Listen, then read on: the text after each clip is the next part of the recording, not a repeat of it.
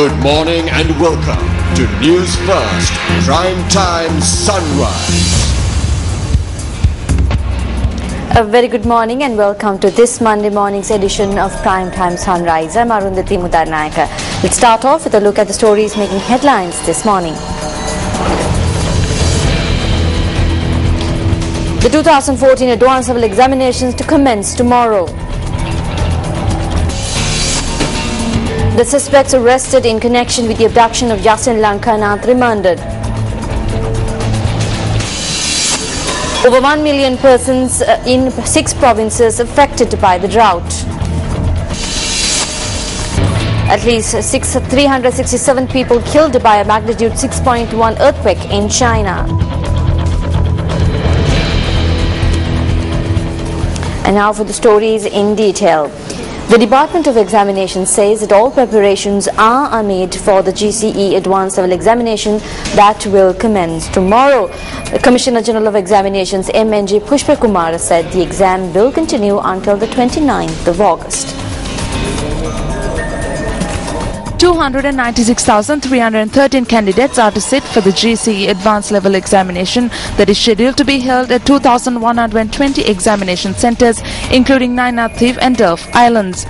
The department noted that 21,000 members of staff have been deployed for the organising of the examination this year, while 29 coordinating centres are in operation 24 hours. The Department of Examination went on to say that investigation teams for the Department of Examination will inspect exam centres island-wide. The Commissioner General of Examination said that a special set of rules and regulations have been issued for candidates. Accordingly, all candidates must be present at the examination centre half an hour before the scheduled time for the papers. Admissions and the national identity card would be essential to sit for the exam, while the signature of the admission card must be certified by an authorised person.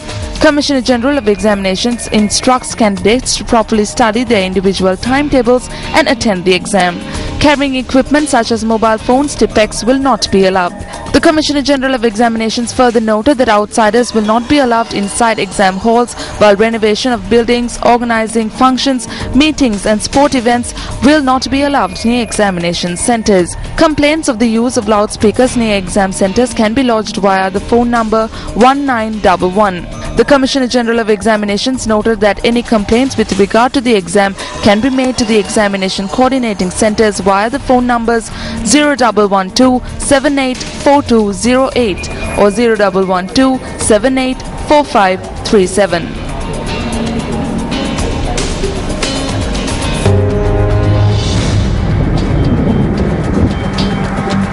The Disaster Management Centre says that 1,057,028 persons of 323,418 families have been affected by the drought that is affecting 6 provinces in the island.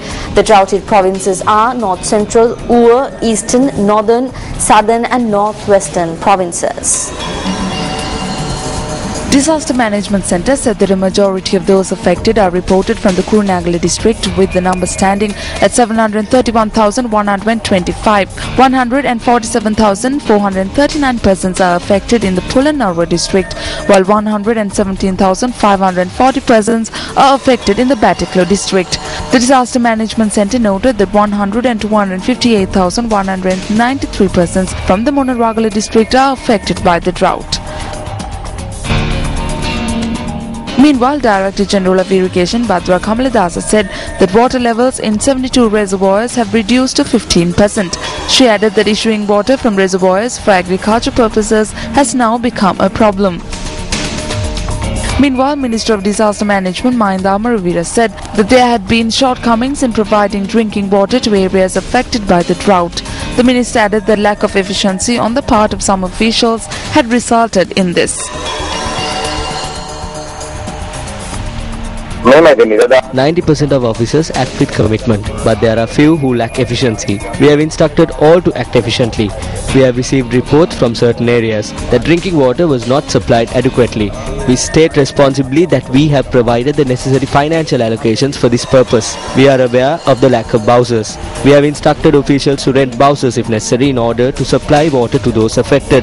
I have instructed the ministry officials to look into the area that have not received relief properly. Meanwhile,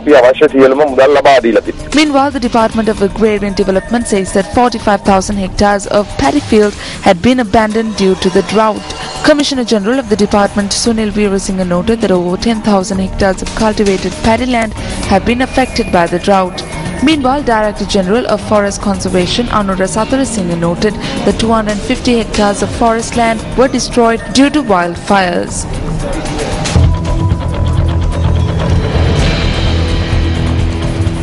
The four suspects connected to the kidnapping of Yasin Lankanath in the Katugampalagam area in Megalava Galgamur have been remanded until the 15th.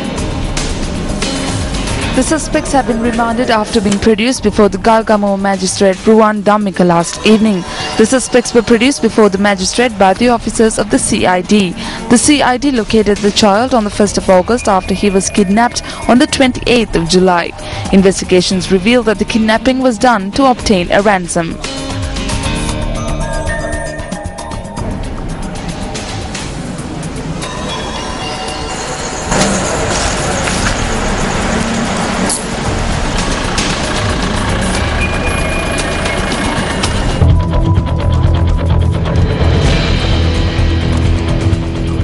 Police media spokesperson SSP Ajit Rohana states that a special security plan is in place ahead of the Asala Perhara of the Temple of the Tooth Relic in Kandy, and he stated that around 400 police personnel have been deployed for this purpose. Have deployed over 400 police officers in connection with the Kandy Asala Perhara, and about 750 officers have been deployed in Mafti in order to obtain information, and there are nominated car parks in the area, so every time you have to park your vehicle in the proper place, otherwise police is taking stern action. And in addition to that, when you are visiting Kandy, you have to select the proper place to visit Kandy, obey with the traffic signs, road rules, and apart from that, the instructions given by traffic police officers. Meanwhile, the 4th Kumbal Perahara will take to the streets this evening.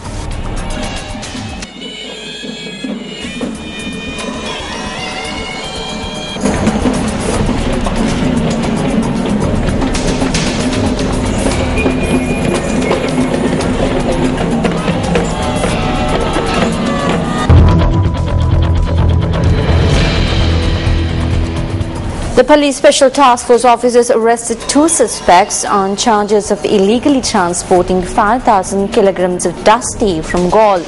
The police media unit stated that the suspects were taken into custody in a raid conducted on Saturday night. The dusty was being transported in a lorry to Colombo from Gaul. The police said the suspects were arrested with around 100 gunny sacks weighing 50 kilograms each.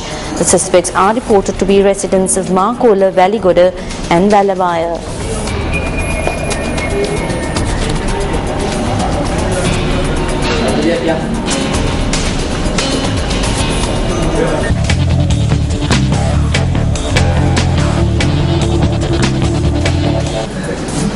In sports news this morning, the Glasgow Commonwealth Games were hailed as the best ever as the 11-day showpiece came to an emotional conclusion inside Hampden Park yesterday.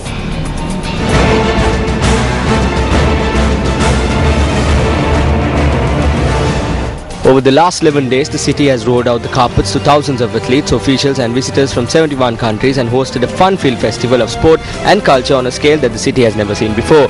England started the day already assured of top spot in the medals table for the first time since 1986, dethroning Australia.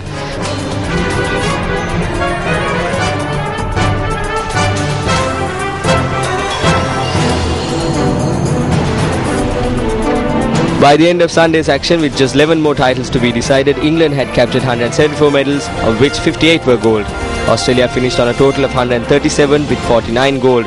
Canada finished third on the list with a total of 82 medals, with 32 of them being gold, and the host nation Scotland stood at the 4th, while India was at the 5th. Sri Lanka stood at the 29th place.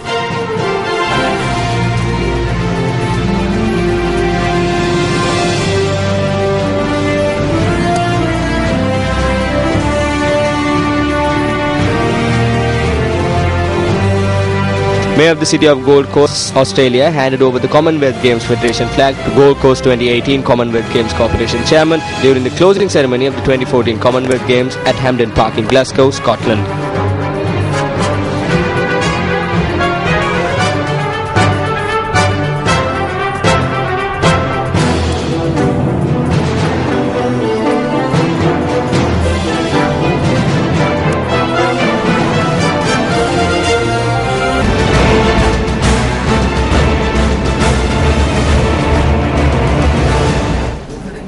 Well, that's a look at this morning's edition of Primetime Sunrise. Thank you very much for joining us. Have a pleasant day ahead of you. Hotline 0114 896 896. www.newsfirst.lk. Feedback at newsfirst.lk.